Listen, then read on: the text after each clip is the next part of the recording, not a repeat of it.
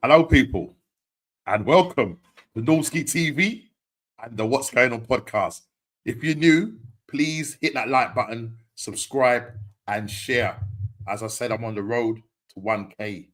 But listen, what a night. And I'm just going to take a little shift to my right or your left, how you're looking at the screen. Do you see that, people? Do you see that? Evo, what you say, brother? Big up to you. Hello, first here. If you're new, please lick the like button and subscribe. Big up to you. Listen, we've got a lot to discuss. And the main topic, listen, you see other topics I had on the agenda? They just go into insignificance, you know what I mean?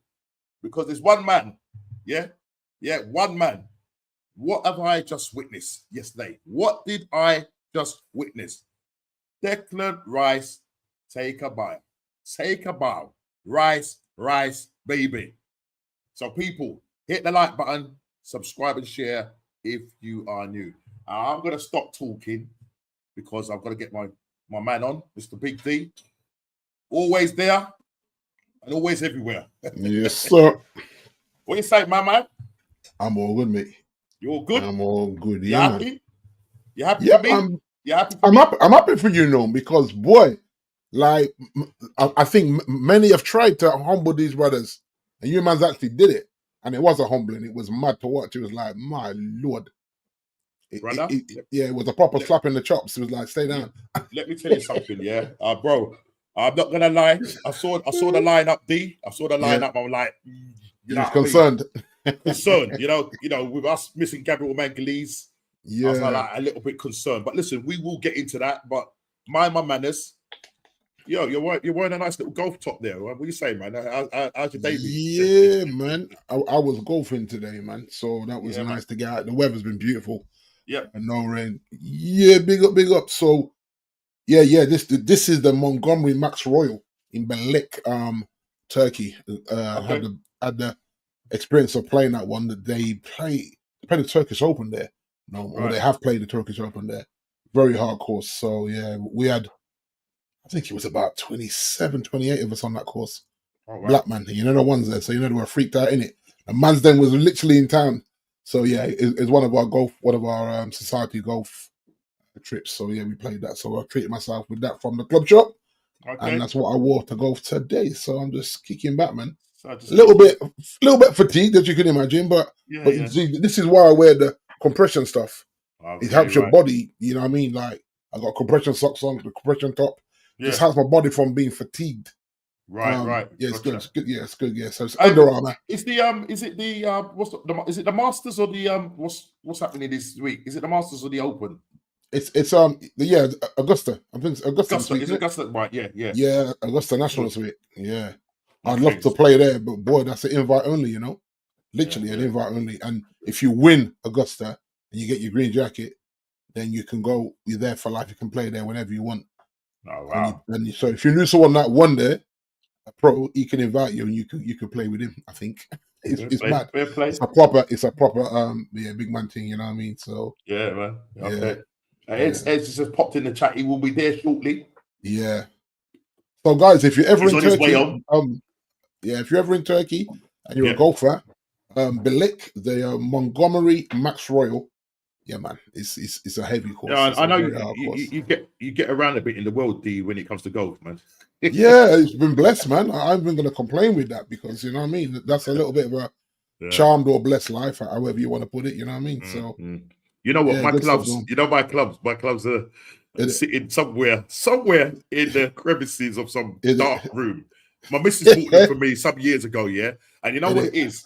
I think I told you I stopped playing because when I was playing basketball, I chipped the bone, and I didn't want them to operate it. Yes, Mister, always everywhere. What you saying, like Craig, man? Big up to you, bro. Yeah, so the grip couldn't get a good grip, you know what I mean? And I didn't want to put Tiger Woods under any pressure and stuff like that. So just decided to give it up, you know. There was, bro. You know what? I know JP. I know JP. Still, does he still play? Yeah. He's on it. Yeah, I know he's quite avid golfer and stuff like that. But I need to get down the old range and Yeah, get some just swings look in, back and see how things go, Norm. You know what I Yeah, mean? no, but you know the ones when you get up there and everybody's watching Yeah. you. It's tee off. Yeah. The So pressure. I was out with my neighbor Rick. He lives 2 doors up, but he's Okay. retired, man, so he can play whenever he wants. Yeah. So he's like when you got some we'll go. So today I just called him and said, let's do it, man. So Yeah. that was that. We Well, just when went. you Yeah, was so it down was here, good. when you was living down these sides, we used to go and visit that one in, was it Yeah, Bromley? Was it Bromley? Bromley. We used to play enough back in the day. Yeah, we used to play back I in the definitely day. played more golf when I lived in London. But Yeah, most yeah. of the man them is down there, so Yeah, it's kind yeah, of yeah, natural yeah, that yeah. you would play more golf there. But listen, man, But you never know, man. no You know, complaints, when I man. retire and the money's there, just sitting down and just chilling. Yeah. Yeah, JJ, golf clubs for sale. You little cheeky woman. You're like a cheeky woman. But you know what? Bless her, man. She thought of me, and you know what I mean. But the thing is, she used to give me the side eye. You know what I mean? When I was in front, it was like, yeah, we're going out to golf. She's like, what? Golf again?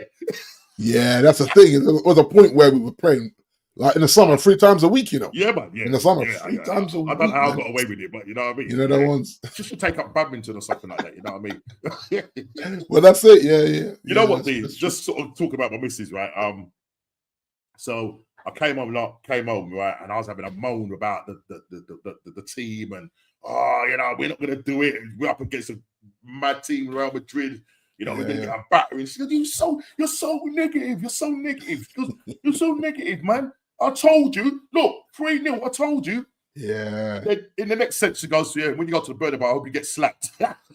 Nah. I'll tell you what. Man, what you say, I'll boy? be Big shocked. up, Yeah, static, man. Yeah, man. I'll be shocked if there's more they people put coming 4 in. past you. They ain't putting Yeah, 4 well, past you. listen. Bend it like Beckham. Yeah? Bend it like Beckham, bro. And I'll tell you what. Beckham Rice, you know that what the second one was just unbelievable. Unbelievable. Yo, Deckers. Yeah? Anyway, it's not even the way he hit it and what he made the ball do was just like, yo, Bridgman, is that you? I was impressed, man. Listen, I've given him while we're on the subject, let's talk about it. Dive into it, bro. We're there, man. We're there. Let's talk about the game, bro. And let me tell you something, yeah. You know, obviously we come into this game and everybody, you know, the negative fans, you know, will say, we don't stand a chance. But we do have some positive fans out there that believe. They believe, you know what I mean? And that's good. And I really appreciate that. You know what I mean? And my mate Ian, yeah, I don't know if you saw my watch along. I was doing a watch along and everything, and I saw your clip. I saw your clip today. I only saw that clip today when I woke up. I was like, I missed my this son loaded up some shorts. Yeah, he loaded up some shorts. Yeah. I think he's loaded up some stuff on TikTok as well. So I let him get on with that. But man, Ian was cussing me. He was cussing me. Yeah, he goes, don't. I said, come on, man. Just give me a break, brother. You know what I mean? Yeah, we're all we're in this together. We want to win this. Yeah, I want that star. You know what I mean? We need to have that star. You need a star, boy. Need that star, man. You know what I mean? We have 3, so you know what I mean. And Liverpool interference. This interference. Sorry. Yeah, Liverpool got 5 in it. I know. Liverpool. Chelsea, man, you know what Chelsea got 2. 2. Yeah, Chelsea got 2. English heritage, boy. Yeah. Liverpool, man. You can't take that away from them. And that's the thing about it.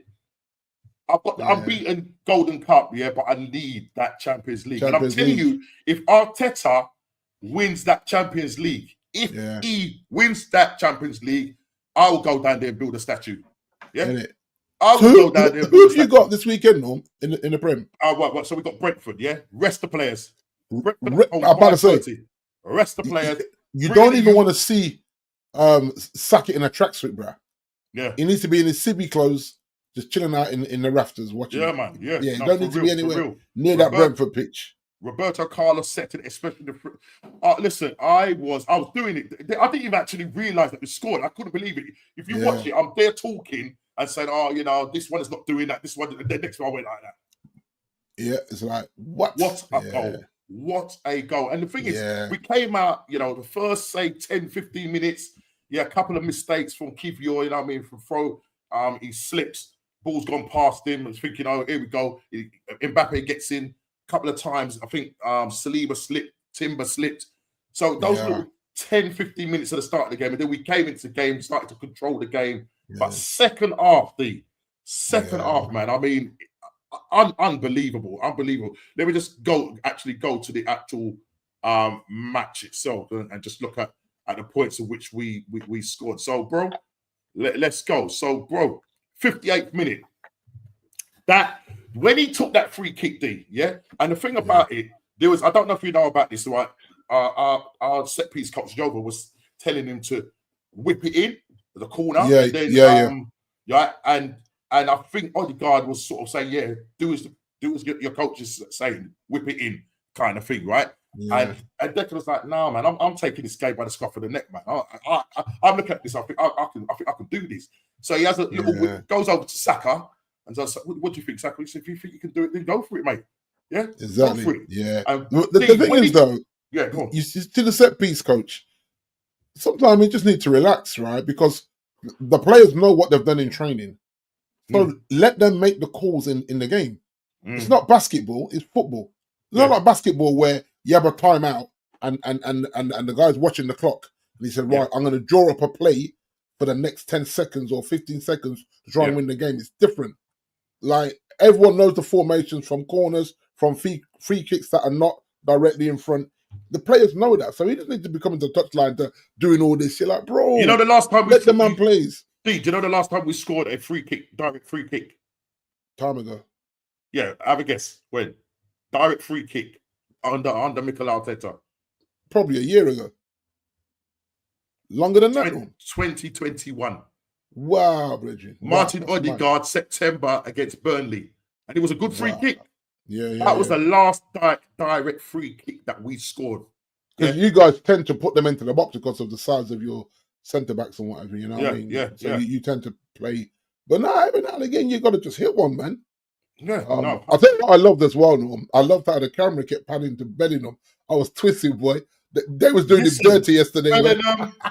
Turtle face. Yeah, when that goal went in, and I think the second goal, he just stood there like that. It's like, it's just like, what? What was that? Yeah.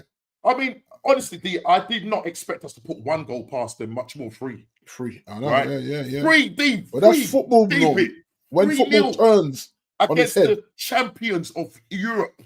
Yeah? And I don't know, do you think, looking at the game when you was watching, do you think Real Madrid maybe had maybe took us for granted and thought, Well, there was something was off there because because normally you don't even see Ancelotti coming to the touchline like that. And he was out his seat bare times just to say, what are you doing? Like, it's almost like they're trying to get man sacked. I mean, that's Don Carlo, isn't it? It's like, he's won it all. But you could tell he was mad confused to say, what are we doing here? Why are we giving away free kicks in these areas? Sloppy.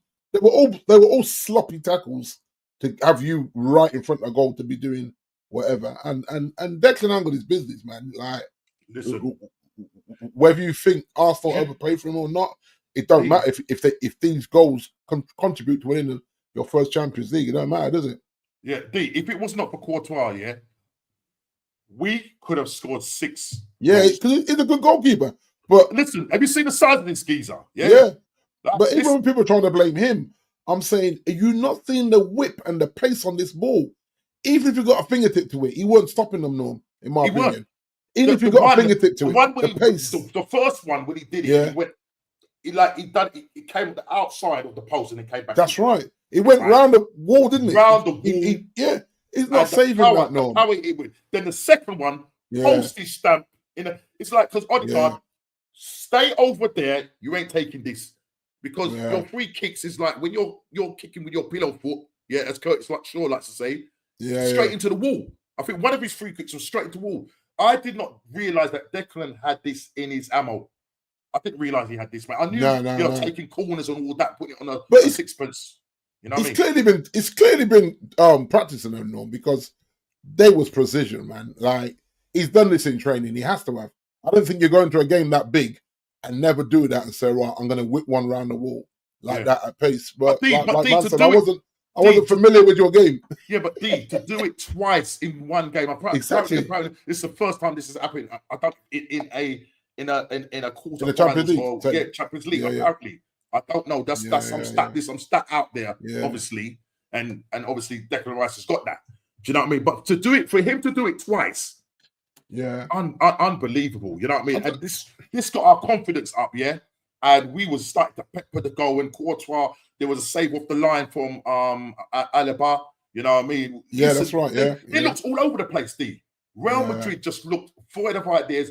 Yes, Mbappe had 2 chances which were not really. Yeah, there was one where he opened his body up, but he still doesn't hit the right shot. Yeah, because it's quite an easy save Yeah. for Raya in the end because it's Yeah. right at him. But how do you rate? yeah, How do you rate him?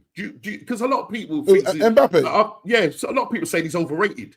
I mean, what's your thoughts on that? It's at times he can feel like a luxury player. Yes, Junior, big up yourself, man. And you know what I mean by that. Where do you think he's clinical? Do you think he's clinical? Well, he wasn't last night, was he? So I'm not bashing him. He's done a lot in football for what, but I feel like he's one of them luxury players where you say don't help us defend, just stay up and score goals. But if you don't score goals, then what are you offering? You know what I mean? And I think when you have a player like that, you're paying him that sort of money. He's got to finish at least one of them 3 or 4 that he had. He's got to finish one. Yeah, he's on a lot of money, and they're the fine margins, though. Yeah. No, and you know what, D? I mean, look, I take my hat off to Saka. Me personally, I'm not knocking him. I just felt that he played within himself. Yet the guy he's scared of getting injured again, though. He played within himself, but yet yeah, he was given Alaba.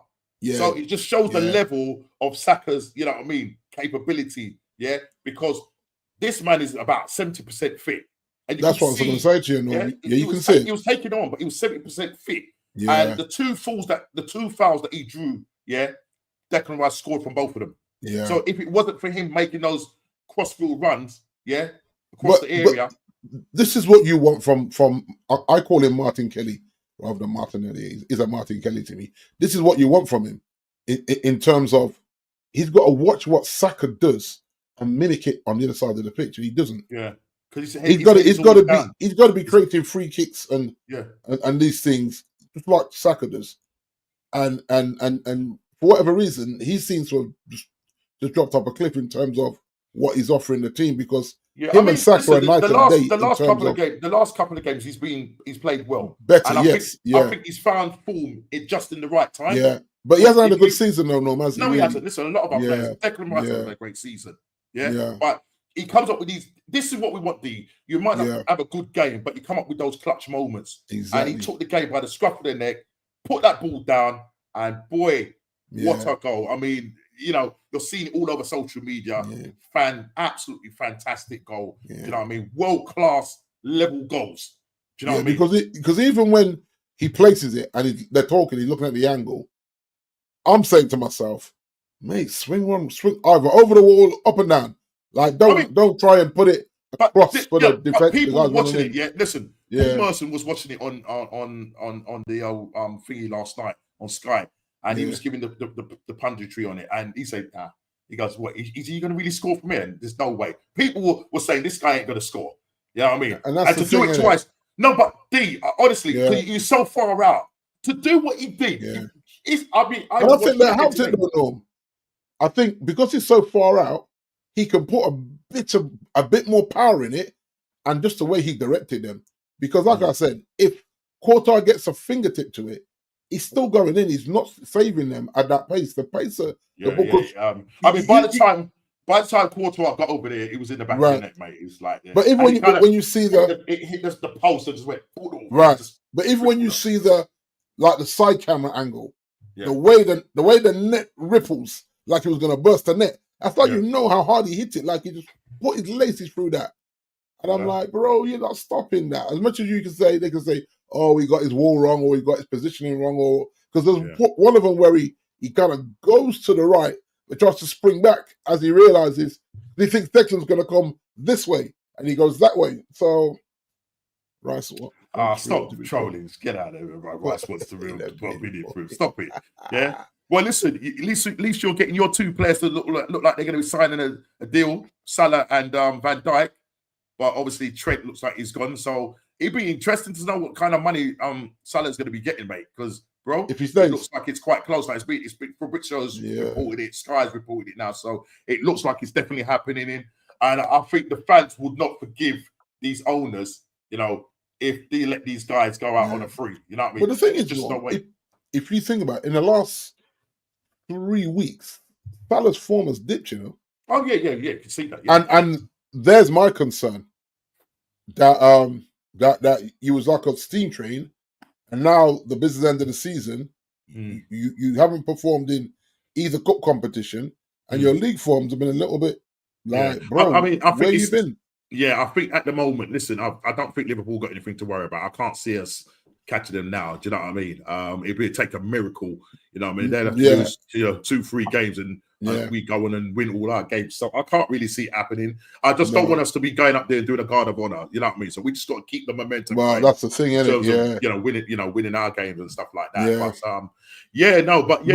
But I think the problem you have as well, though, Norm, you guys being in the driving seat now, like you wouldn't even blame Arteta for just, boy, I'm going to play some youth, you know.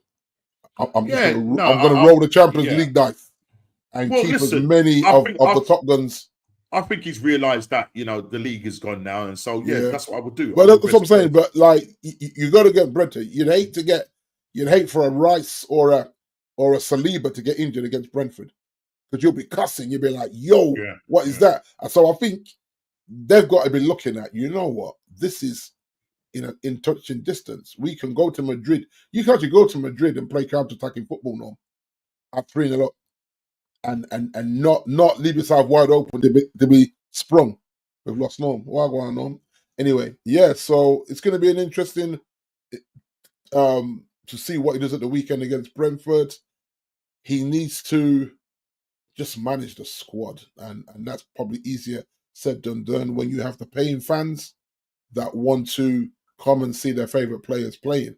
But for Saka, you have to leave Saka be, man. He cannot be anywhere near the pitch at Brentford. You keep him fresh, you get him on the bike, you give him his massages, you have him stretching, all the things to keep him supple and good for the second leg. And then if you come half time and you're 1-1 or 1-0 up, you pull him at half time. You rest him for whatever is the next Premier League game, and you manage his minutes in terms of that. But 3-0 up, man, this hurts me to say it, boy, but Arsenal are looking like they could dump these guys out, man. Because obviously you're going to go to the Bernabeu, which is a very intense place to go at the best of times. But they're going to look at that mountain to climb and say, boy, we got to put 4 goals past Arsenal.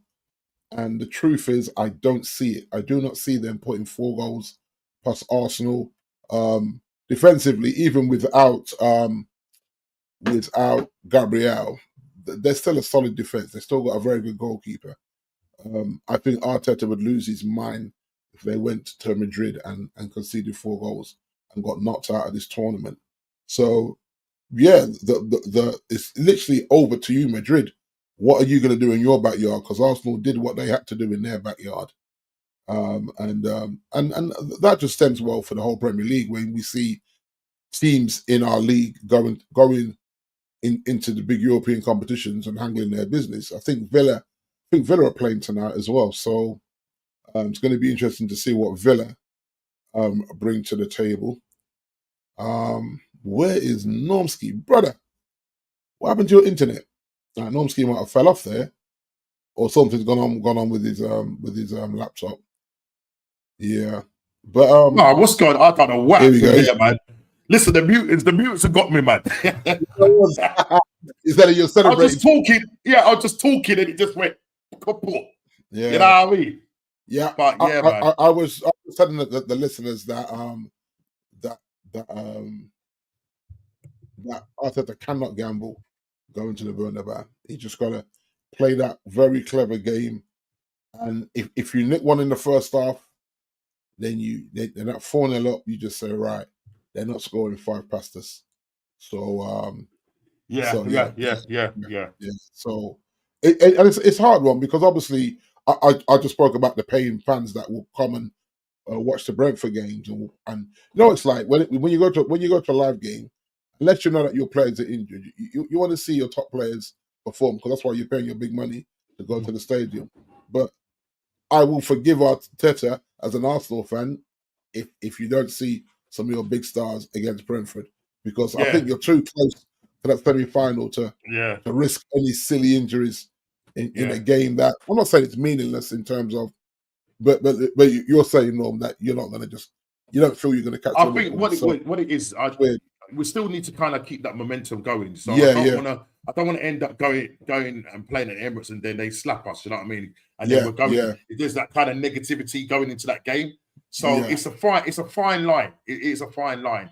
MLS, Ethan need to be starting from now on. Yet no more Odegaard, especially as captain. That's one thing. Yeah, Static, you bring up a good point there.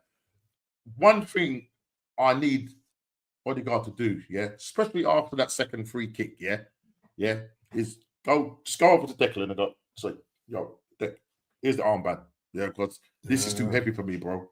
I think that armband is weighing him down. I really do. Yeah, really and we've seen it, Norm. We saw this with Harry Maguire. We're like, bro, the badge on the chest and the thing on your arm, both things too heavy for you, my brother. Yeah. And in a big club, you know what I mean?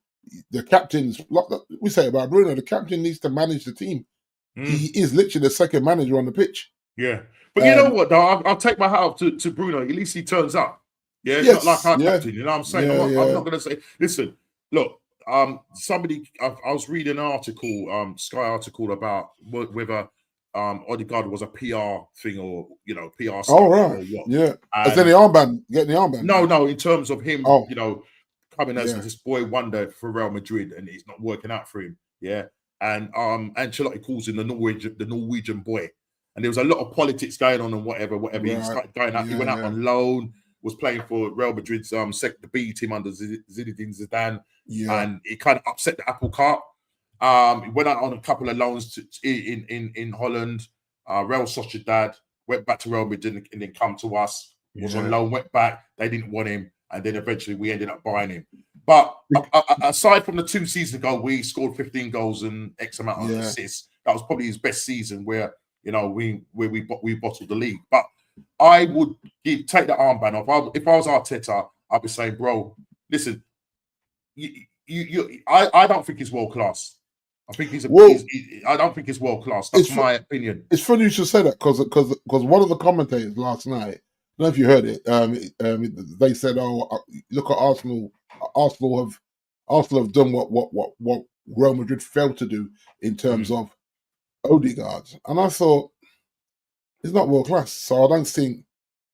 Yeah, I don't like Saka's world class. We're seeing a 70% Saka show you that is world class. What Declan Rice did there was world class free kicks. I'm not saying it's world class, but it's a world class free kicks. I now call it world class. Now you look at Declan, because you have to remember that what's his name? We spoke about him earlier. Bellingham is jockeying to replace Harry Kane as England captain. But Rice is he's putting a good shot in for himself. Well, listen. Yesterday he outplayed Bellingham. Exactly. He outplayed Bellingham. You know, and I think that's why the cameras are being a bit naughty there. Where every time Declan scored, they were like, "Over to you, Jude." Jude just looked vacant. Like it's like he was a deer in headlights. Like he like he was concussing him. It was funny to watch. To like this brother looks concussed on the pitch. Like, oh, go on. I think if he could have asked for a sub, he would have done it. Yeah. But he knew he had to stand up. Not only that, we had 3 of our players on yellow cards. I think Martinelli, Rice, and Timber. Timber, Rice, and Martinelli. Right, and if they got a yellow card, they would have ended up missing at the next leg. And for real. Well done to Timber, well done to Rice, because Rice doesn't really, pull out challenges or stuff like that. That's the thing, yeah. Whereas Odegaard, there's no problem, because he doesn't go into challenges. He's not the sort of guy to be going and getting a yellow card. Very rare does he get, yellow card. He's more worried about if his hair looks good. He's flicking over and all, always flicking his hair over. Like, bro, okay, man, just perform. I don't want to upset the Odegaard ins, you know what I mean? So I just, you know what I mean? So some people might start coming at me, you know what I mean? So, you know what I mean? Yeah. I hear what you're saying there.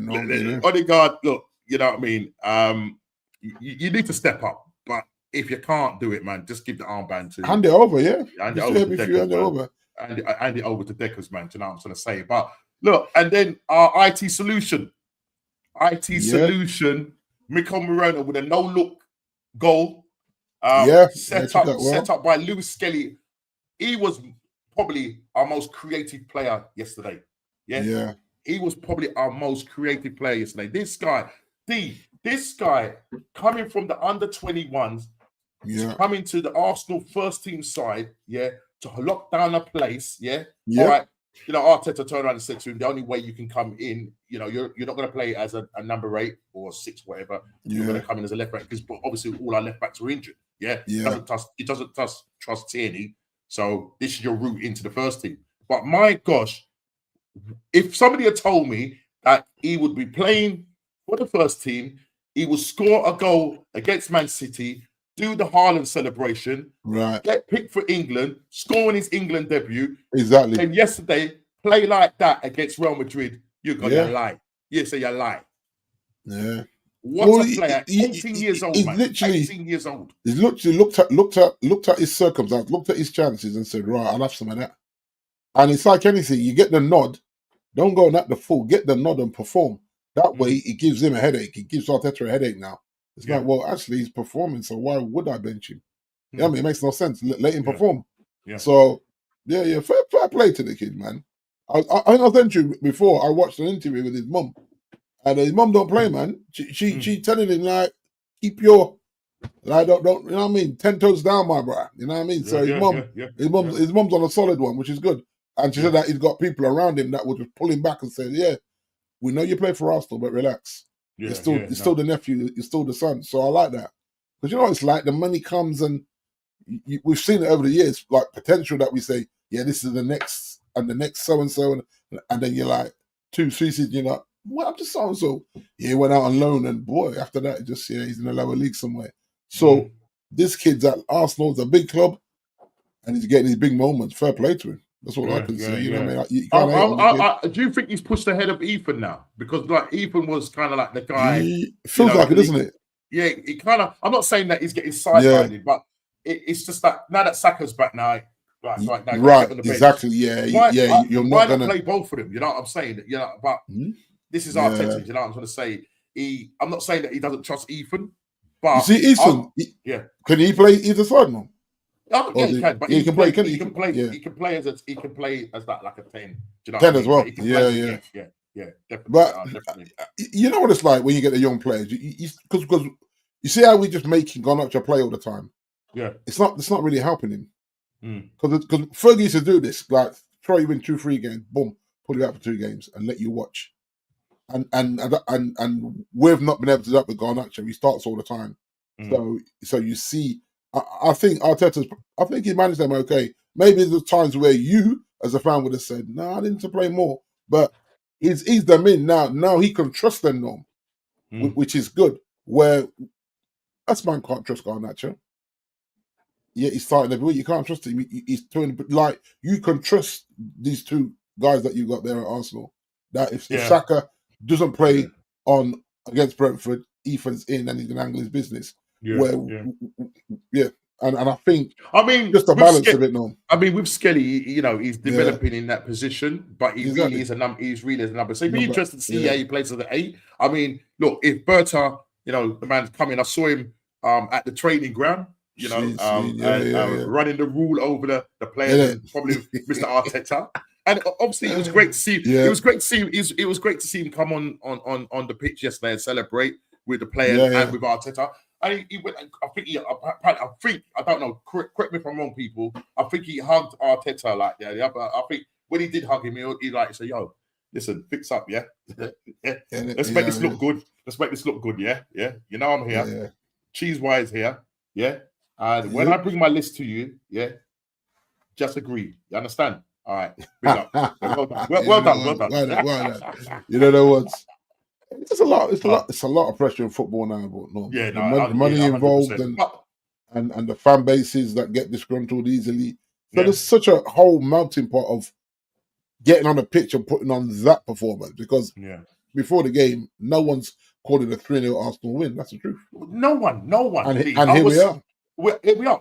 I'm in shock. I'm in shock. I mean, there were some people that said 2-1, whatever. But Yeah. I never thought the way we dispatched them in the second half.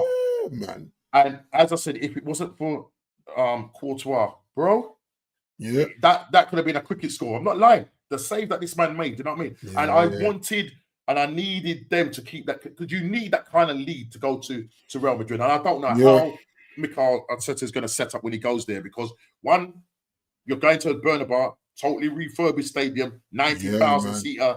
Right, that's what I'm saying. It's a cauldron in there, bro. You know, and it will be interesting to see whether they sell it out. They should sell it out, but you know how fans can be fickle, saying we're already 3-0 down. No, they believe you me, think they sell it out? They have to. They'll be there. They'll be there. Don't worry, they'll be there. They'll be there. Man. But like I said earlier, I said 4-0 for them to outscore you by 4 goals. I don't see it, no. I just don't. No, I don't. I mean, what we've got to do is go there. Listen, Arteta is going to stick with the same formation. I don't see him changing it up.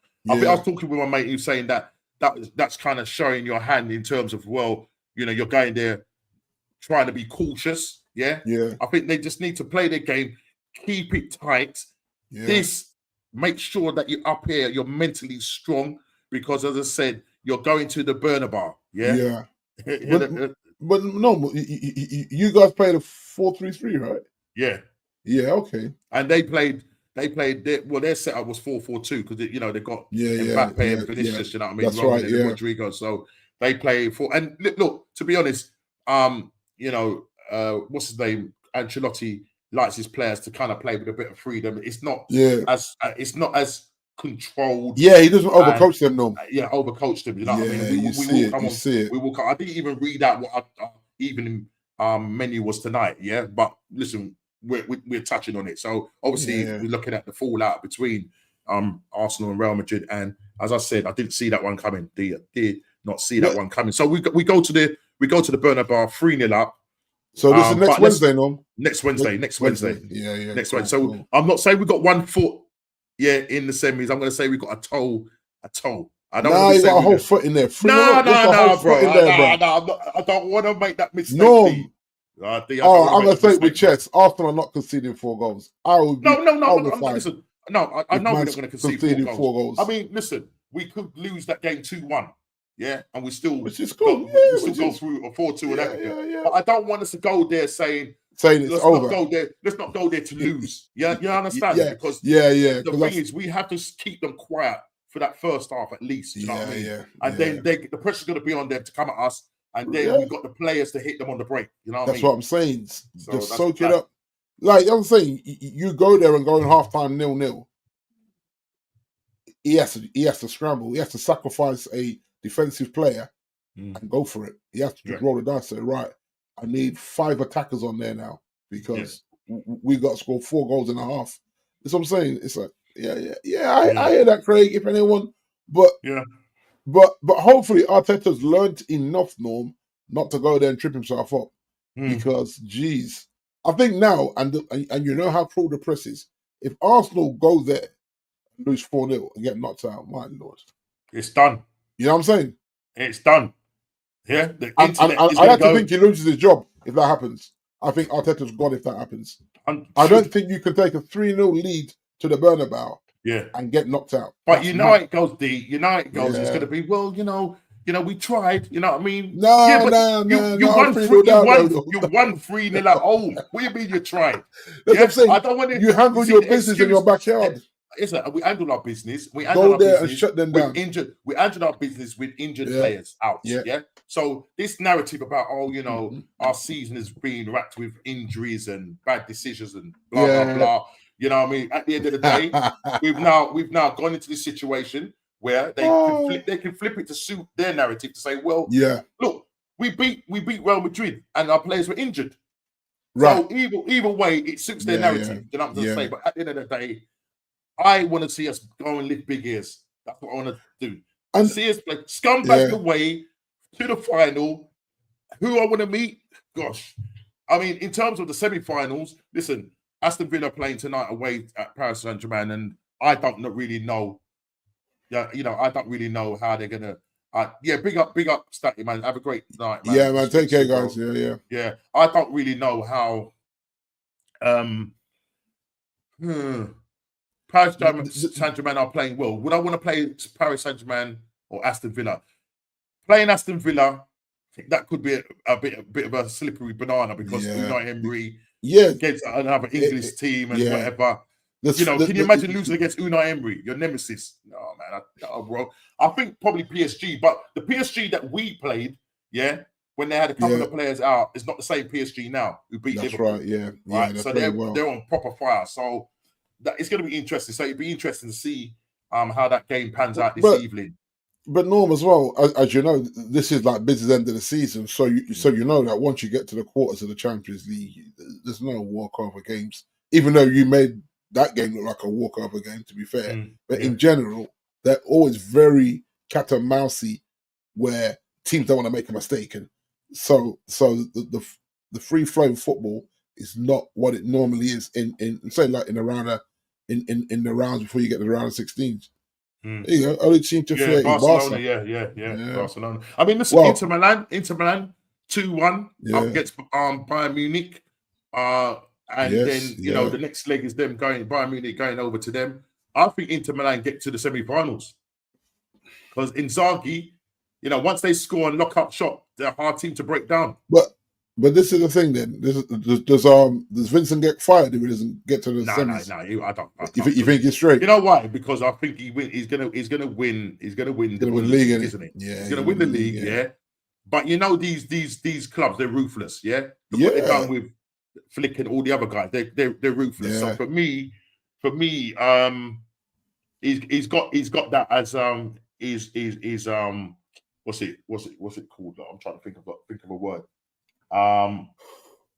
He's got another stay of execution if he wins the league, but gets kicked. And I get it. It depends on how much they lose by in the Champions League. Yeah. Do you know what I'm trying to say? Yeah.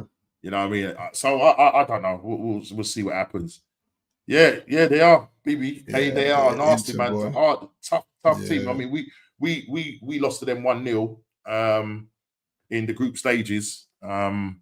So yeah, and they're always very good defensively. The Italian. That's teams. what I'm trying to say. Yeah, very rarely if you think about who the players that he's got, you know, what I mean, Inzaghi's got and the stuff that he's doing with them. I just say, bro, it's like, you know what I mean. If you can avoid them to the final, then that'd be nice. Yeah. Well, yeah. That's what I'm trying to say. We'll probably end it. Well, yeah, because remember this side, the semi-final. Yeah, the semi-finals will be us or us. Let me be careful what I say. It could be us versus PSG or Aston Villa. Yeah. And then it just depends on how Barcelona get on tonight. Yeah. Who Barcelona played tonight? Is it Dortmund? Is it Dortmund? Who Barcelona played? I'm checking for you now then, just by the airport. Barca. Here we go. Who Barcelona play? I can't remember. Yeah, Dortmund, mate. Yeah, Dortmund. I think Barcelona. Yeah, I think Barcelona will win. Barcelona at home tonight on this one. Yeah. So and PSG at home. Well, listen. Last year it was Dortmund in the final against Real Madrid. You know what I mean? Yeah, because Sancho was on loan there, weren't he? Remember? That's right. Yeah, and they ended up losing that game 2-0. Yeah. So look, you never know. Yeah, could be an upset. Let's see. Who knows? Who knows? But But listen, I'm happy for us. You know. We've done our bit now. Let's go to Real Madrid, the Bernabeu. Let's fix up here mentally. Yeah. Go there and manage the game. And hopefully Arteta will earn his £15 million a year. You know what I'm saying? There you go. Berta will be running the rule. He'll be watching. He'll be watching. So people, he'll have his cheese wire in the back of his trunk of the car. Yeah. So Arteta, watch out, man. Watch out. But listen, let's move on. D, let's move on to your game. The Manchester Derby. Yeah, exactly. That's bad, bro. One of the worst Manchester derbies I've seen in a long time, bro. One of the worst Manchester derbies I've seen. What a drab affair. Yeah, it's a big up yourself, man. Big up yourself, man. Go and subscribe. You know what, Norm? It's almost like you could tell it was two teams that have had a very inconsistent season, even though City are way above us in the league. But you could just see that it's not like back in the day where the Manchester derby, the bragging rights of Manchester, half your family City fans, the other half United fans. it was horrible, Mm. horrible to watch. And Yep. I didn't even watch the game live because I had two events in North London at the weekend, so I was in North London the weekend. Yeah. But well, on the Sunday, should I say, rather than the weekend, whole weekend. But I was like, it was dead. It was absolutely dead food. I was embarrassed as a United fan. I was just like, and again, I'm not saying it's all on Ruben, but I'm like, bro, you got to be able to get these guys up for a United Manchester derby. And if that means just switching up a little bit, it's that same old, go like running the mill. Mm. And again, it was almost like, as long as we don't lose, rather than trying to win the game. That's what it felt like. As long as we don't lose. Yeah. And as a United fan, I don't want to see that kind of football. Like, go there to beat City. Because I want to see it. Pep's in a bit of a slump. So put your foot on his neck. Yeah. Go beat them 1-0. Scumbag it. I don't care how but do it. Yeah. It was drab, no. I mean, listen, Gary Neville, I know you don't agree with a lot of his stuff that he takes on certain stuff, you know. You call him, what do you call him? What's the name of football? He's a shop steward, though, isn't he? He's a shop steward, isn't it? You call him because he was a grasser, man. On football. Now, listen, I can't stand grassers, but yeah, he was obviously talking on on Sky Sports, and he's quote unquote said the congratulations and love in that watching at the full-time whistle tells you that both teams are happy with 0-0. Okay? Exactly. Right? That's the other thing he it? says the best Manchester United and Manchester City teams would be very disappointed at the end of that game with the way they approached it. Now, this is where we're talking about, Ruben Amorim and also Pep. They have been micromanaged to within an inch of their lives. Exactly. It was so robotic. It wasn't good enough, and I'm disappointed. It's a Manchester derby, and it should have had more blood, thunder, and risk like that. And let me say this, sir. This is the same thing with a lot of games that we're watching today. Yeah. Like with my club against Tottenham, it's a very drab affair. And my thing here was, someone please make drab football great again. Yeah. Donald Trump said make America great again. I'm saying make drab football great again, because as Gary Neville said, this is pally stuff. Listen, when we was at each other, listen, when it came to our games, back in the day, on our chats, we was going at each other. Friendship went set aside with rivalries for the day, right? Now it's like, well, we've fallen so far down the pecking order, so far down the way football is now these days compared to what they were last night, and it's very robotic. Just like when he was in the tunnel, Gary Neville wouldn't even shake his own brother's hand, wouldn't even look at him. Exactly. Right. And it was funny because I watched this short clip where you got Thierry Henry with his son and his daughter, and they go to look at the statue, his statue, and the daughter says, like, what's going on? What's wrong with your eyes? He said, man, I was in a bad mood. Like, we playing Tottenham. You know what I mean? Because that's how it was. It's like, man, Tottenham, man, they disgust me. And that's why my face looks like that in the picture, because it was Tottenham. It was personal.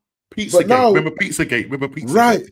But now it doesn't seem personal anymore, because they're all swapping shirts and hugging after the game. Huggy. And you're like, right, it's Manchester derby. You should have put, like, you wanted a player to just put a bit of a nasty tackle on somebody and get everyone riled up. And then we might have seen some better football. Didn't happen, though. It was just like, I mean, bad. I was embarrassed for it. And I'm glad I went to my event rather than try to work football around my event. I said, I'm glad I just went there, because if I'd stayed... I said to watch you that, said you didn't. I said you didn't miss nothing much. No, you said it, you didn't miss nothing much. Honestly, it was terrible. You know, I mean, the football nowadays in this country is absolutely terrible, man. It is, the quality of football, and it's this thing of what he's saying. These guys are, over coached and micromanaged to the very inch. Like, you stand there, don't move there. There's no individualism no more. Do you know what I mean? Guys sort of go, right, let me do something special. And it's missing characters as well. It's missing a Gaza. Yeah, the characters are gone. It's missing missing a Robbie Fowler. You know what I mean? You're missing the characters, man. A Roy Keane that's just going to grip up man for no reason. A kung fu kick from Eric Cantona. Stonebridging. I don't care, kung fu kick from Eric just to get the crowd going. Yeah, nah, man, it's. I remember that. I remember That's that, what man. that derby Man, needed. Eric Cantona, Roy listen, Keane. that was that Crystal Palace, wasn't it? That Yeah, man was man, talking about what you're talking about, my mum. Yo, Kung Fu Panda is coming. that was precision as well. The way he took that, proper right in his chest, right in his chest, And you know what? And I'll say this with Chess, he don't get suspended. We win the league that season. I say that with Chess because he was on some mad form. Cantona was. What a player, man! And then he just lost his head. I thought Eric, like he's probably my favorite Man United player in terms of as a kid, and then get teenager years. And I'm saying the way this guy and the way he always colours up and all that. I'm like, this brother's a gangster. Apparently, he was quite shy in the changing room. That's what they said, yeah. When Gary Neville's doing that, he does that thing on Sky where he looks at different footballers that he played with, and sort of trying to look at the nostalgia of the game that they played and what was it like for them, and so on and so on. So yeah, he was saying that Eric was a bit of a shy one. I was gonna say, because even though Eric's like a hardback man, he still calls Fergie the boss. Yeah, like he'll post on his Instagram, I was hanging out with the boss today. That's it, right? He's still calling him the boss after all these years of being retired. That's still your guy, you know what I mean? The respect, the respect. Exactly. And he said it a few times in interviews, like some of this stuff just wouldn't run under Fergie. And I know the managers don't have Fergie power and Wenger power now. Like, you know what I mean? There's no manager that has that kind of power that Fergie and Wenger had at their selected clubs, But I don't know. I don't know that I'm collecting 300 bags a week, and that's what I did on a Sunday, on Super Sunday as well, in the Manchester Derby, and I just see them pounds just hit my bank account, and I'd be like, yeah. But it felt like it was a sod the fans. We're here for the draw. Someone at the door, 2 seconds, yeah. Oh yeah, cool. So for me, I was like very disappointed that it's like they didn't get up for it. I watch highlights rather than the full game. I actually said I wasn't going to go. I was going to go back and look for the full game and watch it. And I just thought, nah, man, you mans are not ruining my week because I'm going to watch that full game and lose my mind. The highlights showed me more than enough that these guys were not up for it in a Manchester derby. So I'm like, what does a Manchester derby mean anymore? If this is what we're seeing, when you got maybe an average player between two teams. The two teams, average players are taking home 100k a week when you average it out from the stars to the squad players. Just say it's 80 to 100 grand a week, and that's what you did for 80 to 100 grand a week. When a lot of people don't earn that a year, nowhere near that. So I look at that and I say, for the fan bases of both of Man United and if they booed, I don't even know if they booed him off the pitch. I'm not even sure, but if they had booed him off the pitch, then so be it, man, because that was disgusting. It's the Premier League. We say it's the best league in the world, Norm.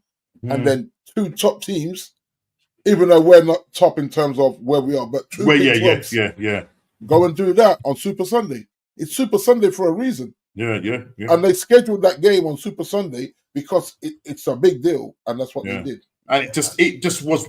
I mean, Roy Keane, it was scathing, of the managers. Yeah. And, and in terms of, he said the proof is in the pudding. I see it with my eyes. Yeah.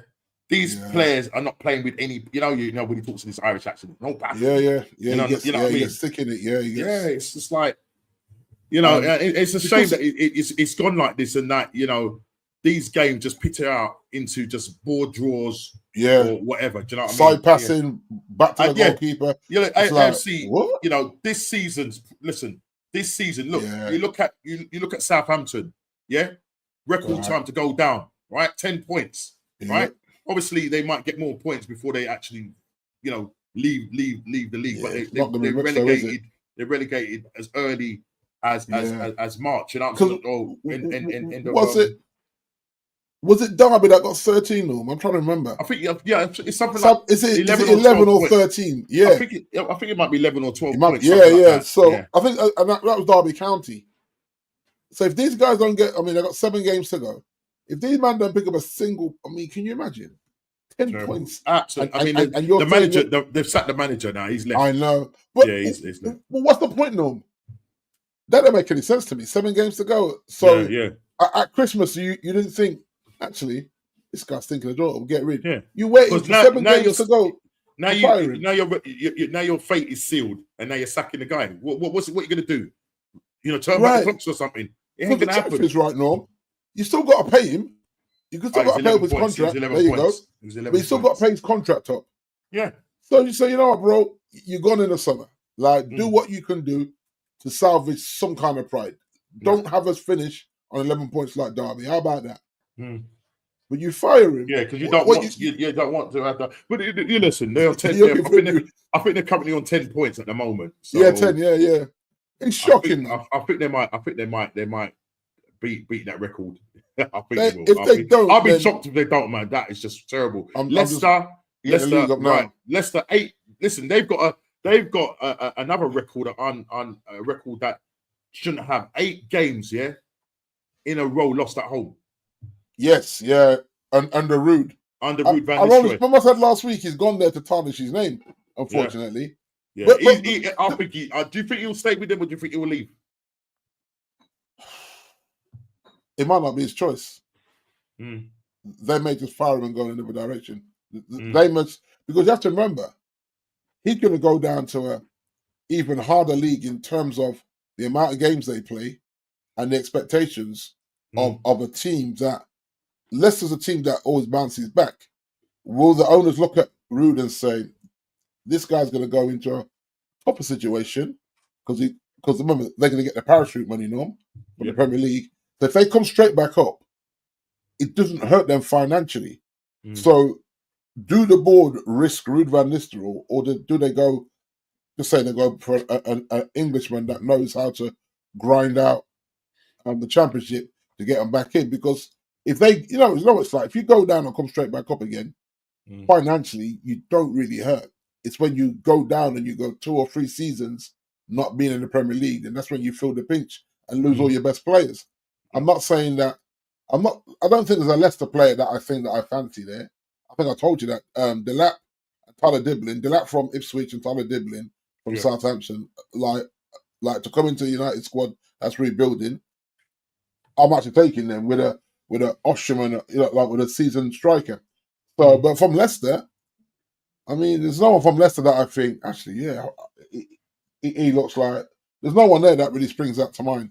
It's just from them two. The players, all of them are useless. I mean, Jamie Vardy, you're going to turn 37, 38? Yeah, it's time to cut him loose, because if that's your option when you need goals, that's a lot of pressure you're putting on Jamie now. You know what I mean? Yeah. His legs are gone. And not only that, Southampton, 74 goals now, minus 51 goal difference. Ooh. That's insane, Bridget. You conceded 71. I don't know. That's no defending, and that's with your ex-goalkeeper, bruh, between the sticks. Well, this is the other thing as well, because you know the ones. I think he will definitely be leaving. I think he will leave, and he'll probably someone in the Premier League will buy him. Pick him up. I think he'll buy him. Yeah, I think I was reading that Newcastle might be interested in him because they've got Dubravka and there's another keeper that one of them is like 30 something, whatever. So there's a possibility that he could. And remember, he's worked with Eddie Howe before when he played for Bournemouth. Right. This is what I was saying to JP, Norm. Like in terms of us, Man United, I think we've got to. I think we've got to cut Onana loose. The kid. I think he's a good kid, but I think it's too much for him. I think the league's too much for him in terms of the pressure he gets put under. Well, listen, Matic was but just quickly, Norm. I'm looking at James Trafford from Burnley. He's in the England squad as a third choice goalkeeper. I'm taking that kid because Burnley have always done good with the goalkeepers. Yeah, for whatever reason, they've always produced decent goalkeepers. Yeah, Nick Pope came from there, didn't he? Yeah, there seems to be, just going back to the old what Matic said about Onana. So, he's the worst statistically for worst goalkeeper in history for Man United. And I know Onana. I mean, I don't know if Onana has been running his gums or whatever, because it's kind of been these backwards and forwards with some of the Lyon players. Yeah, because it was like something about that Man United are a better team than Lyon, and it should be a problem to beat them. I'm not sure why you would say that. Seamus Lawski is crazy. but you know what it's like. These players do interviews that that are probably not supposed to get leaked in terms of what, and then he come up because for him to say that, he's saying that in a press conference, in a pre-press Yeah, conference. this is live. Yeah, and I thought, Yeah. whoa, what have I missed here? Yeah. So I'd have to look to see what Onana actually said, but He essentially said that it's going to be a tough game, but we are the better side, basically. I'm right. Then, So he thinks they're better. Matches turn around and say, well, get that coming. He said, I'll take that from Van der Sar, I'll take that from De Gea, I'll take that from whatever, but not him. Yeah, essentially, he's the worst. But the thing keeper. is, no, we're 13th in the league. Are we really? Are they 13th in their league? I don't know. No, Leon. No, they're 5th. That's what I'm saying. So I'm not sure where the chess comes from. You're 13th in your league with a -4 goal difference. How do you have chess? Seriously, no. I'm the Man United fan saying this. How do you have chess to tell them that are 4th in their league that we're the better team? How are we the better team? The league does not lie. Your league position is not a lie. The goals you concede and score, that your point tally is your point tally. 38 points are you away from 31 games. Are you away to them or are you home? Are we? Oh, that's a good point. No, I'm check now. Let me check now. Are we? Where are we? That's tomorrow, isn't it? We're away to them now. Okay. So maybe that's why he's got chess, because our form's better away from home, isn't it? Well, honestly, you're 13th in the league. They're scoring goals. They got Lacazette there. That's what I'm saying. You've got strikers that can score. That can hurt you. You know what I mean? And I tell you now, Norm, one Onana mistake, he's gonna get put on a cross tomorrow. Trust me. Yeah. One mistake that goes to a goal after him running his gums. The commentators. The press have stirred it up, and now you know what I mean. If because I remember his debut for you guys, he was terrible. His debut was terrible. You remember he got chipped, Norm. He came out to that's what keep a sweeper. And I was running back, chasing the ball, running. I said, "What are you doing, bro? What was that?" And from then I said, "You know what? This is the problem already, because the way man just got mugged off. Like he thought he was the holding six, bro. You're the goalkeeper. What are you doing all the way up there?" And that was his baptism of fire. And I don't think he's recovered from that. He had a patch where I remember saying to JP, "He's looking all right, you know. Let's support this black brother." And now I'm like, bro, go back to a less physical league where you don't have to touch the ball so often, because that ain't it. And I don't think United wanted to go in that direction in the summer. But I think Wilcox and Barada will be saying, "Got to cut him loose. We got to start again with a goalkeeper as well." And I think Ruben, you know, obviously you want to get the best money for your players, so you got to talk them up. But our eyes don't lie. We've seen what we've seen this season and shook our heads to say, "Andre, stop the talking and just play the goalkeeper, mate." Well, the thing is, for you guys, obviously you ain't going to make top 4. I don't even know if you're even going to make top 8. Man. Yeah, top 10. Top 10, because you're 10 points. You're 10 points off of Fulham. Right? Exactly. And the amount of people that you need to leapfrog. Exactly. You know, and then us win and them not win. And them not win. That's going to be a thing. Yeah. So, you know, the likes of, I mean, let's take it down. I'll go down as far as what? Right, Crystal Palace. I mean, Crystal Palace, they are above you. Yeah. On 43 points. Exactly. I'm looking. But this is a joke. They're 5 points clear. They're 5 points clear of you. And I think Chile's so depressed with his team that he's not coming on the show. But how is the worst United team in history still above Tottenham? And Tottenham have a plus 13 goal difference. Plus 13. That's 13 right. Goal difference. Yeah, I know it's only by a point, but honestly, how are we above them? Listen, if they could not beat Southampton, then something's wrong. Yeah. Exactly. And that was like a given, wasn't it? Yeah. But bro, I mean, I don't know what's going to happen with Ange. You know what I mean? But I think they're going in another direction. I think they do. Well, yeah, we'll see. Yeah. I mean, listen, they're obviously going to be playing Frankfurt. I think I'm not too sure of whether they're home first or away, but either way, it's going to be a tough game for them. Do you see yourselves progressing? Tottenham, you? Who goes the furthest out of you two? For me, right? Is this the quarterfinals? Are you in the quarterfinals now? This is what's this here? This is it's quarterfinals. It's got to be. It is, isn't it? Yeah. Yes, But for me, all our eggs have to be in the Europa League basket. Because that's it. If we want to, one, get the money for being in the top European competition, and two, maybe attract a class striker that has ambitions of doing it in the Champions League, we have to win this tournament now. We got to win it. We've won it before, so we know how to win it. But Yes, with a hey, different manager. Current team, with this current manager, the way things are, No, yeah, scumbag it. I don't care. I don't care. I don't care how ugly it is. Scumbag this thing and get in Champions League, and then we reset in the summer, and you get rid of the dead wood. But I think if we're not in Champions League, some say it's better that way. We can be a Leicester. We can rebuild, be a Leicester, but what to try and get back in the top. What sort of players are you going to attract? Well, they're saying that Konya said he would come, allegedly. Okay. Without Champions League football, he would come and be part of the rebuild. Well, we always knew that he was going to listen. He's done that contract just to get a better contract, and obviously suited the club, both for them. You know what I mean? So they'll get decent money for him.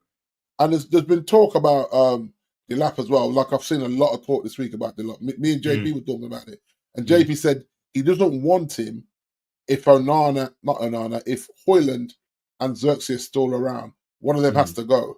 I'd actually bank for Højlund to go, or you put Højlund out on loan to one of the three coming up. You try and see if you can offer him out loan to one of the three, and see if putting him in a badge that has less pressure, does he start finding his shooting boots? I think that's not a bad shout. That way, he's still playing the physicality of the Premier League, but not with a big club.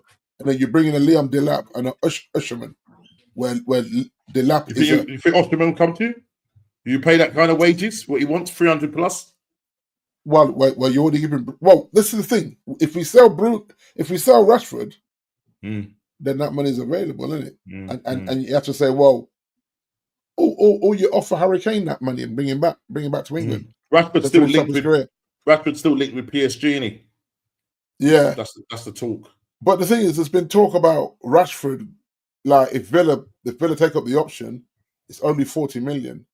But if PSG coming from, I want more than 40 million for Rashford to go to PSG. Yeah, I mean, Gokares' agent was at our game last night, so I know Berta's sewing up things. You know what I mean? Because we need to get this guy.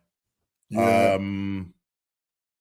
I mean, obviously, him playing under Amorim, you would think you would have the advantage, but I think just the way your season has gone right now, would Gokares want to?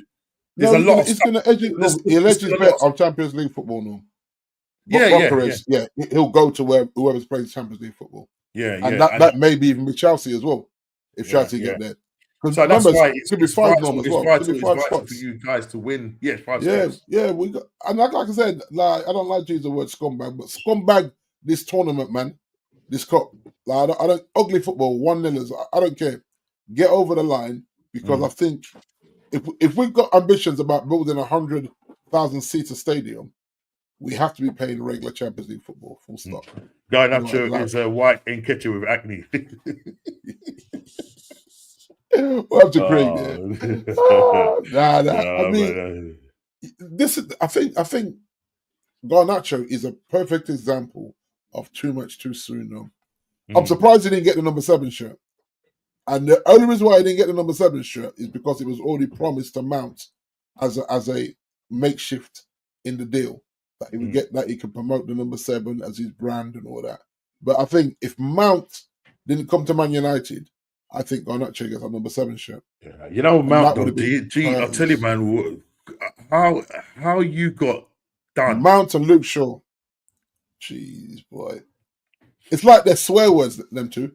Mount and Luke Shaw. It's like I'm swearing to the Man United fan base, because them two, when I say mugged off our team this season. Yeah.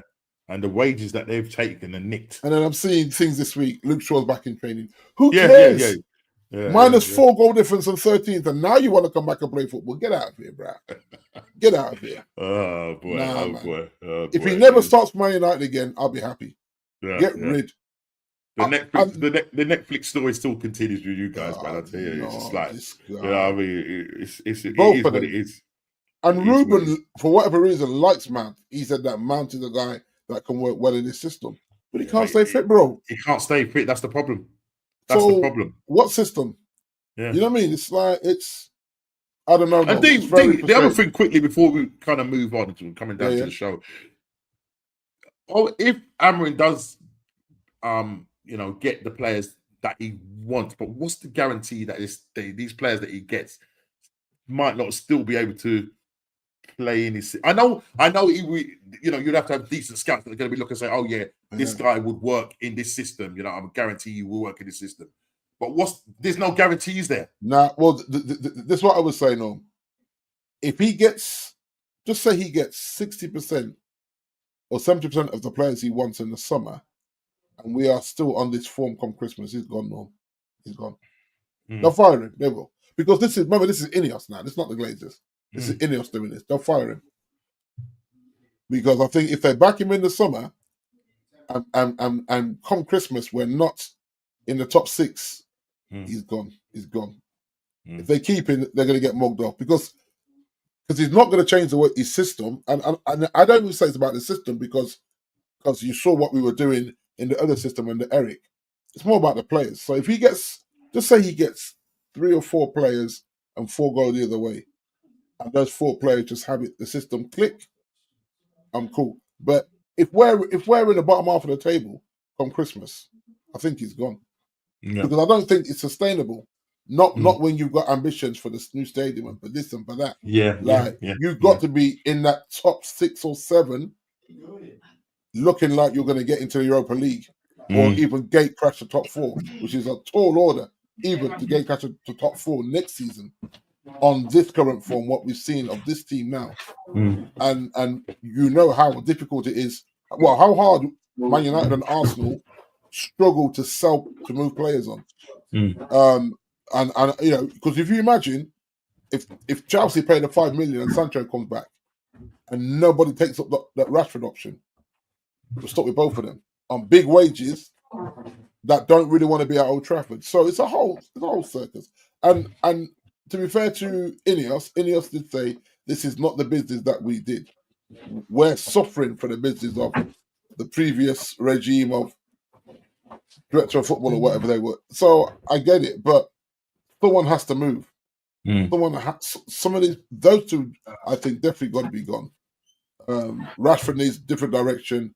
Jadon, I just don't think he's cut out for the league now. I think it's too physical. I think he probably ends up going back to Dortmund. Yeah, back to Germany. Somewhere like that. Yeah. So I think there is a real conundrum for Ruben. I think they back him at the end of the season. Obviously, they've got to find a way to raise funds to do some shopping. But if they do the shopping that he wants, and we're still thinking of joining up, I think he's gone. I do. And they'll do it at Christmas. They won't wait like what Southampton just done. They'll just say, right, Christmas, let's try and rescue the season and go again. And then you look at it and go, who do we get now? Because if you look at the options since Fergie left, we've had a lot of so-called world-class managers. And I think I said to you, I think I said we've got to 8 finals in 10 years and won 5. Now I should be grateful because their teams ain't been anywhere near finals, but I'm looking at the standard. Yeah. But yeah, 8 finals, won 5, lost 3. So looking in, if you're a young United fan, you're like, listen, we're doing it. But as an old school United fan, I'm like, no, we need to be pressing in the top 1, 2, 3 positions of the league and getting to at least the quarterfinals or semi-finals of Champions League. That's not the case right now. So it's not good enough. Yeah. Right. Tough. I mean, just quickly, before we're coming to a close, right? Top 4 race, is hotting up. Aston Villa. Fully, I mean, we could go down as far as with 7 games left. I'm not saying that can happen, but you look at Bournemouth on 45 points, Brighton 47, Fulham 48. I mean, realistically, I'd say Aston Villa, Man City, and Newcastle, and then you've got that between Chelsea and Newcastle, who Newcastle had a fantastic game just the other night against Leicester. Slapping them up, absolutely battering them. You know what I mean? Could have scored more goals. They're currently on 53 points, same amount of points as Chelsea. Chelsea have got a slightly better goal difference of 17. Yeah, to 17, Newcastle's yeah. 13. Man City have got a goal difference of 17, but they're on 17 as 52, well, yeah. 31 games played. And Newcastle have got a game in hand as well. Yes, Okay. they have, yeah. Yeah, So they've because got a game in they have a double game week this weekend. Yeah. So listen, Yeah. Nottingham Forest. I'm glad Nottingham Forest. I think they drop points this week because that means Yeah, I think they did, dropped didn't they? points. Yeah, but Yeah. we dropped points against Everton, and like some people are saying Liverpool got points, the on Ref Watch, some people were saying about the foul, the penalty that was given away. I Yeah. think it was soft. But they say by the letter of law, he was outside the box, but he was still holding on to him. But it's still like half a dozen and one. Some referees said no, it wasn't a penalty. Yeah, it wasn't. Yeah. I mean, listen. At the end of the day, I keep saying it, and I'll keep saying it until I'm blue in the face. If I can go blue, it's one of those things where just take care of business by scoring lots of goals. Yeah, that way you have to worry about relying the 50-50s. relying on that situation. Listen, look, Lewis Skelly got caught out. I mean, he's still learning that position and stuff like that. And so the past couple of games, apart from the game yesterday, he has kind of regressed a little bit, but still, he's still young, he's still learning. Do you know what I mean? Yeah. But I'll say on top of that, you don't want fans to be getting on his back. Do you know what I'm going to say? But I think he's strong enough mentally, because even during the period of time when he got called up for England, you saw all the stuff on Twitter and on X and the pundits having a go at him. And listen, I think he just lets it float with his head. His mum is grounded. She's grounded him. He's quite a grounded fella. Do you know what I mean? It doesn't really affect him. So, you know what I mean? So, long live Lewis Skelly, mate. You know what I mean? Keep doing what you're doing. But, you know what I mean? It's a marathon, not a race. Just take your time. You're young. And, if you keep doing and going in the direction, the word trajectory, you know what I mean? Exactly, then, you will definitely do well for Arsenal. You're a Haaland guy as well. So, he's been with the club since, I don't know, I think 7, 8. So, good player. And comes from these neck of the woods before he moved over them sides, you know what I'm going to say? Okay. Yeah. He's Southeast boy, you know what I mean? The Southeast boy. Yeah. But the top 4 is hotting up. I think Arsenal, as I say, we play Brentford at the weekend. So, we play our kids just to, make sure that we've got, fresh legs for the second leg at the Bernabeu. But I don't want to go into that game and we end up getting slap up, and then it kind of affects us mentally going into that Bernabeu game. Even though,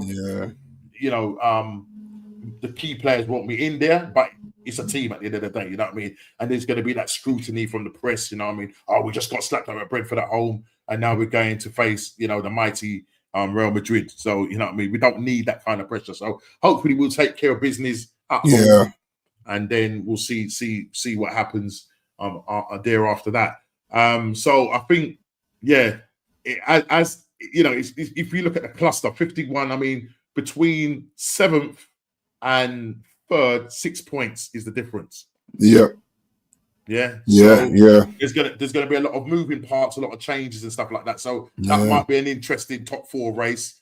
Obviously, you go down to the bottom, and listen, Ipswich, Leicester, and Southampton. Southampton, we know already is relegated.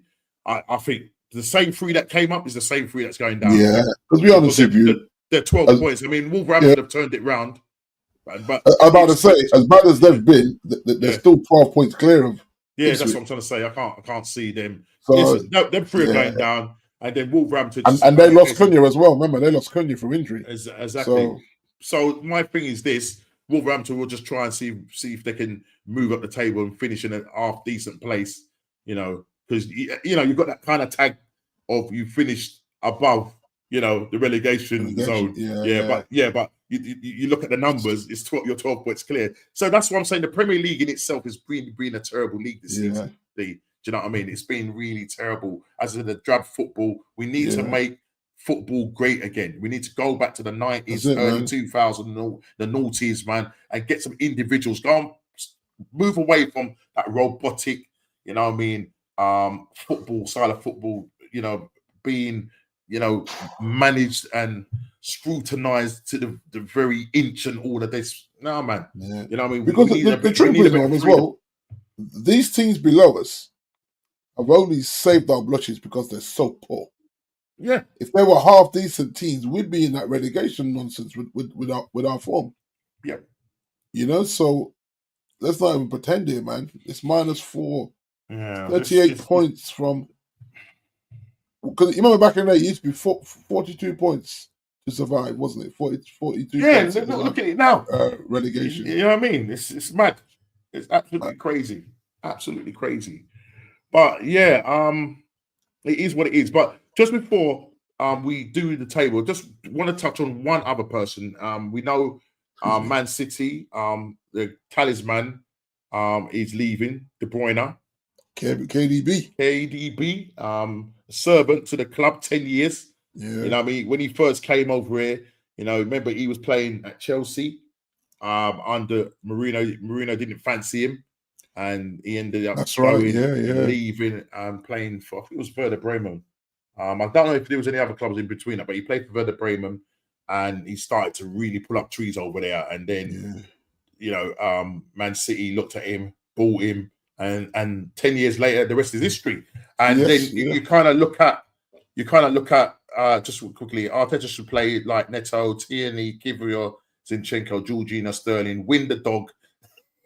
Play win up front, boy. Win play, because the dogs can, they can dribble well, I'm telling you, bro.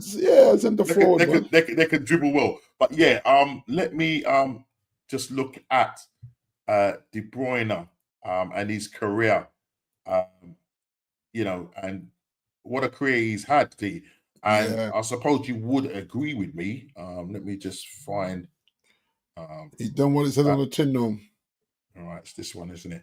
So, D. So, Kevin De Bruyne, Manchester City appearances 414. Goals 106. Goals from outside the box 41. Assists 169 in all competitions. Premier League titles 6. Major trophies 13. Yeah. Okay. Career highlights 118 Premier League assists. Only Ryan Giggs has more. Best minutes per assist ratio. I call this whatever assist ratio. Forget all of that, man. Yeah. And he was one of the 7 players to be named as PFA Player of the Year twice. What are we saying? Great resume, mate. Great resume. Where? I mean, how do you rate him against the likes of these people?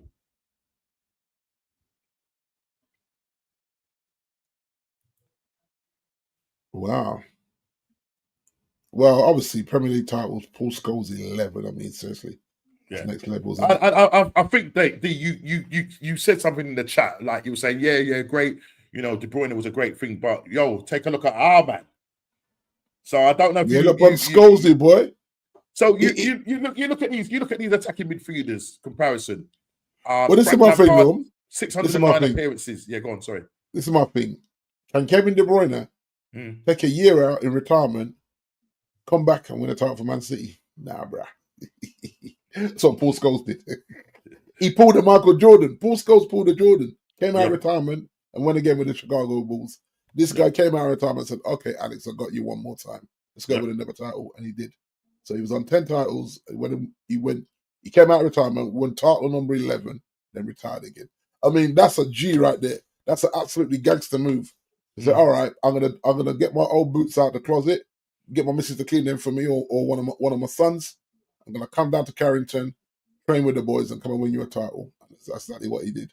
And so yeah, I mean, obviously, Stevie GBH didn't win. I think where you see the ones that are highlighted in green, obviously they are showing the levels of these guys. 609 appearances. Frank Lampard, 100 highest scoring midfielder. The goals for Frank, 170. He was the highest goal scorer for Chelsea. You have to remember, Frank was on free kicks and penalties. Yeah, Paul Scholes wasn't. Right. Okay. Was Kevin De Bruyne? Well, 107 goals. Well, that's what I'm saying. with and not being on. He wasn't on corners. Goals per ratio. Yeah. About this goals per ratio. Or direct free kicks. Yeah, yeah. But yeah, Kevin's got a lot of greens in there. The assists, obviously okay. So D, if I was going to ask you the question, out of all of these guys, who would you say would you in terms of like best Premier League attacking midfielder? Because De Bruyne, as I said, he's got 118 assists, 111. I forget the minutes per goal, but he's got two PFA Players of the Year plus. He's got 70 goals. Yeah, it's. Whew. I'm still gonna go with my guy, Paul Scholes, in terms of titles. The titles, yeah. I think that's what swings it for you. Yeah, because that's what they're all playing for. Yeah, Premier League titles and Champions League titles, and if you get good cup runs, you're like, cool. It'd be interesting that they didn't put the cups, how many cups they won, but obviously, Kevin with 6. Kevin comes close, doesn't he? Yeah, 6 Premier League titles. 6 titles, I mean, but then you got all like the other, like the FA Cup, the Carabao Cup. He's done the World Cup, whatever. So he's got 18 major honours. Yeah, but so take the 12 major honours away and just break it down to the Premier League. He's got 6 Premier League titles, but let's say Paul Scholes. 11, mate. 11. Because I remember Jamie Carragher when they do their show together. Him and Paul Scholes, and he said, "Yeah, I know you got 6 or 7 Premier Leagues." He went 6 or 7. Like, let's have it right. 11, and he went 11 because Jamie ain't won one. So Jamie was just baffled that man won 11. Like he wasn't doing the maths. Yeah, the 1-on-1 wasn't 2 for Jamie. Yeah, and 11 titles, bruh. Yeah, that's what you're getting paid for. If Paul Scholes back then was on 350k a week, nobody would care. Nobody would care because he had to deliver 11 titles, bruh. Yeah. He was never a passenger, Paul Scholes. He wasn't the best tackler in the league. And none of these midfielders really, probably apart from Stevie G and Yaya Toure, they were the only 2 great tacklers out of this list. But 11 titles, man, trumps it. He does it. Yeah. But listen, don't take anything away from De Bruyne. Absolutely. No. He comes in, like I say, he comes in a very strong second behind. Yep. Yeah. I think if Stevie G had won 4 or 5 titles, that's the thing. Yeah, that would really say, boy, 120 goals. Because he gets into the PFA team, which I don't take much notice of that. That PFA team of the year, because really and truly, Paul Scholes won 11 titles and only got in there twice. What are we doing here? You know what I mean? So I can't take that seriously. Yeah. The PFA Player of the Year, Kev's won it twice. Again, he's won 11 titles and never got a sniff at that title because he wasn't very vocal. No, he didn't do interviews and all these sort of things. Yeah. So if he was a different character, he probably would have won at least 2 of those PFA Player things. And would have been in probably 6 of the PFA Team of the Years. He just quietly went about his business, but he was an absolute G.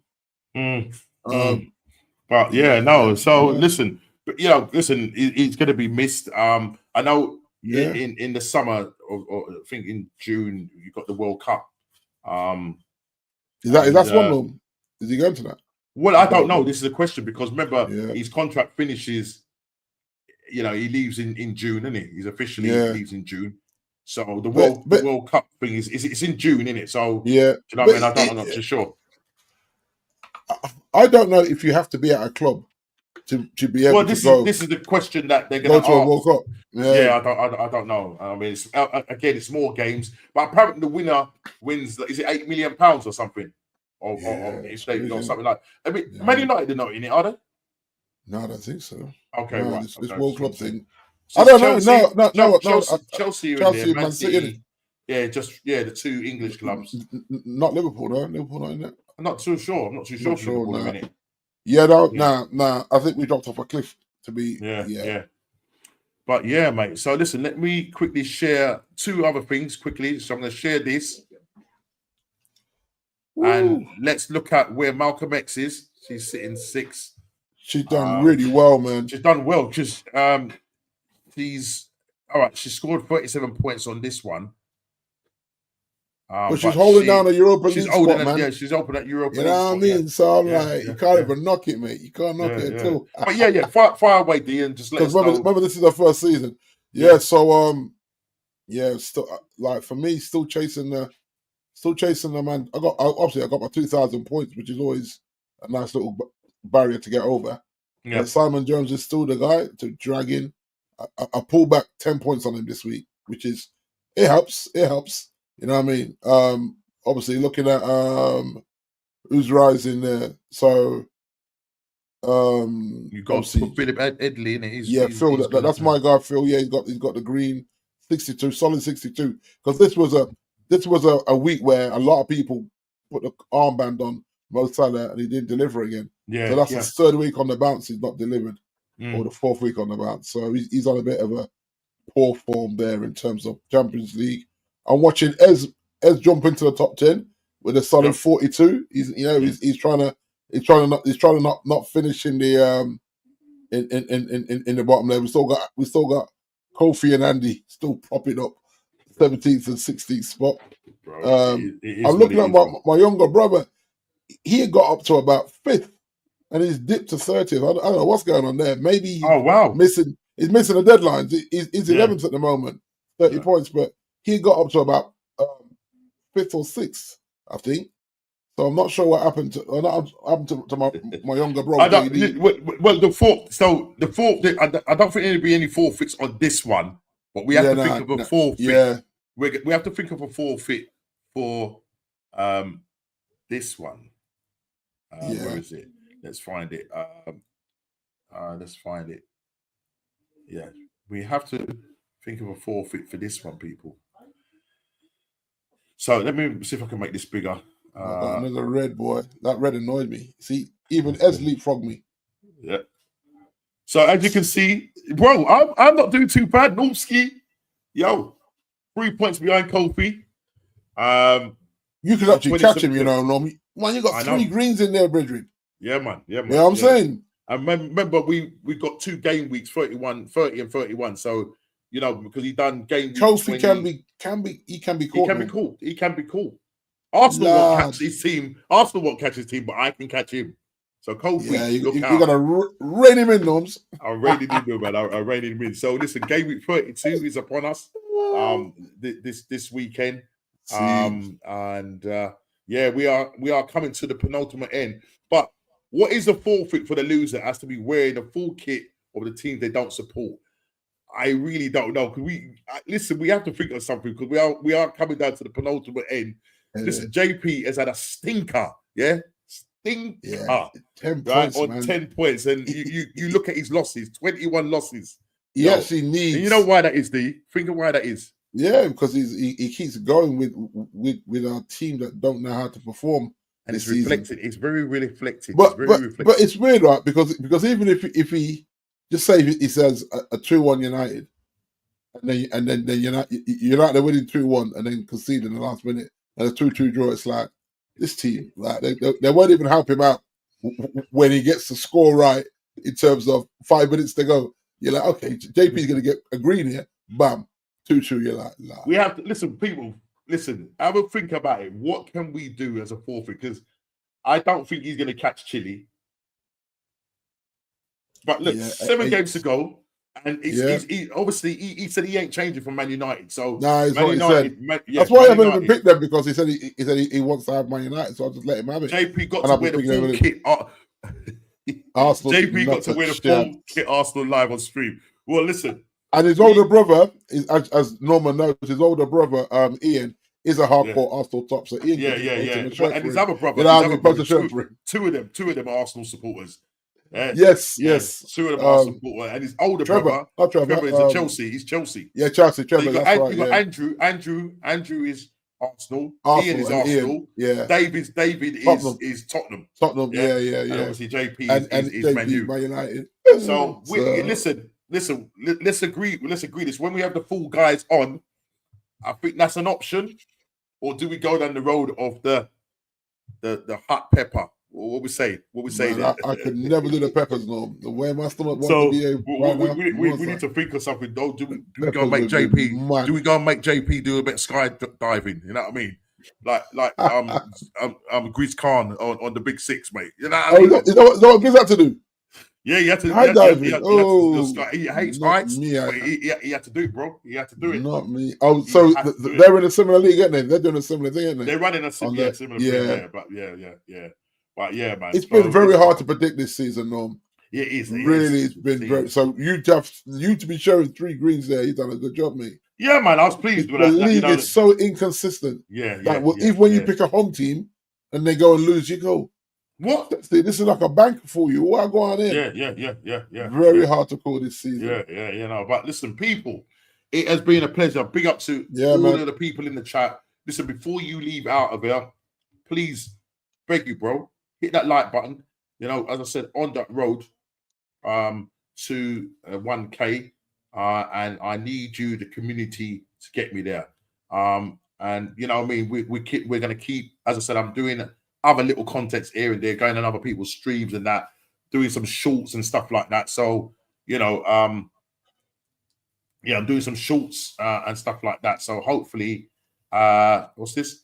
KDB won 18 major honors at Man City. Yeah. 18. Yeah. That's you know. So yeah, a lot of cups there. Lots of cups there. You know what I mean? But yeah.